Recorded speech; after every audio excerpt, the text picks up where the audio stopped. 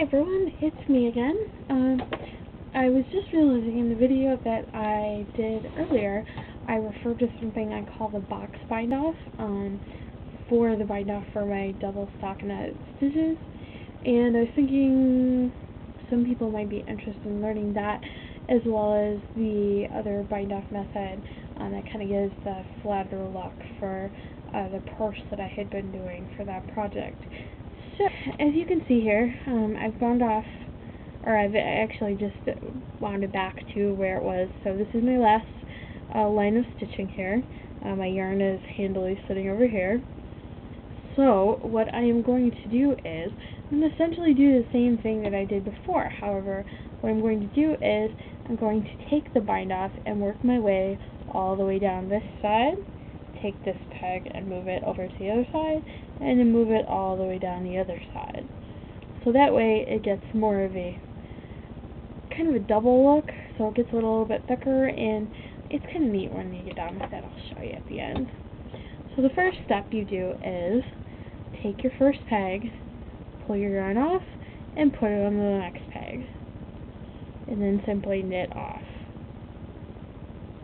I then wrap the yarn around just to, again, increase the tension, because if you continue to just move the peg to peg to peg all the way down, I find that you run out of elasticity, and the pegs start to grab at the yarn so much, like at the end you're hardly able to get them off. So you simply take this stitch, pull it off, pull it on to the next one, and you continue to go down the line. Now, let's say something happens like right here. See where I pulled it too tight?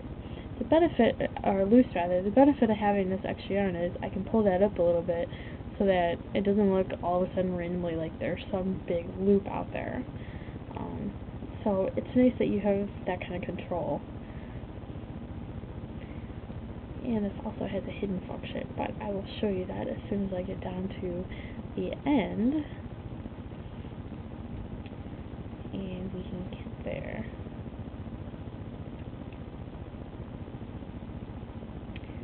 Sometimes, like I said, I think that's too much room, so I'll tighten it a little bit, flip in there, and stitch a little better.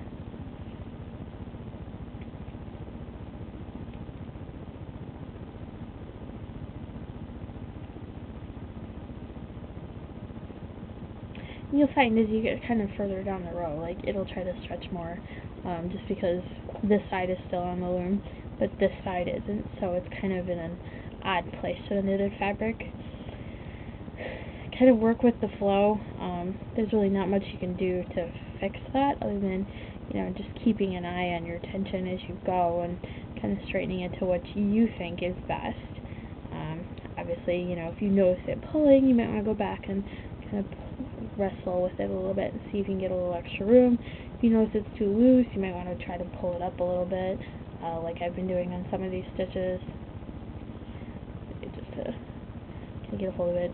The nice thing about having it on this side of the loom when this side is off is it does give it some control, so it's not totally uncontrolled, so you aren't going to be running rampant with your stitch looseness or tightness. And we got just a couple more pegs here to get to the end.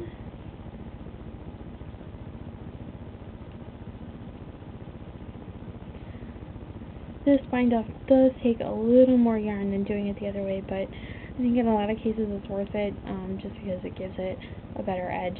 Because if you're not doing something like a flap, sometimes that single edge bind off doesn't look quite right. And like I said on the first video, there's just other ways of binding off. This is just a couple of the methods that I use. Go to the Knitting Board website, check out their method. I'm sure there's other methods available on YouTube.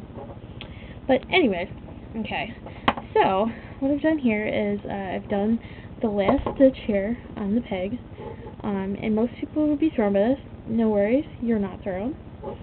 All you're going to do is transfer that stitch over to the other side.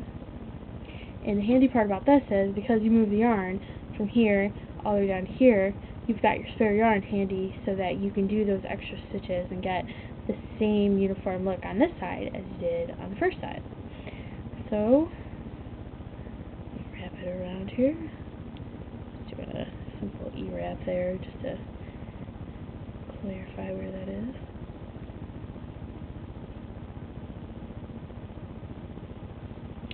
Pull that one over. As you can see, the benefit of having that corner stitch is you'll get a little more tension added back in, just because there is a little bit of room there, but it goes away quickly, so enjoy it while it lasts.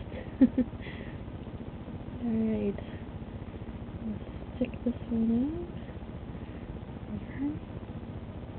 And I do try to push it down just to make sure I have all the stitch yarn off. You know, you want to make sure if your yarn splits or something like that, you want to make sure you get all of that there. And it makes it a little easier to figure out what you're doing. That puppy over.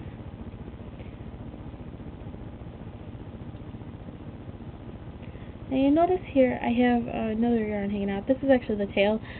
It's just because I basically just plopped it back on the stitches when I was done with the swatch. It's for no reason really. It normally would be, you know, hanging out down here, but because of the way I put it back on, it's up on top, so hopefully you won't get confused.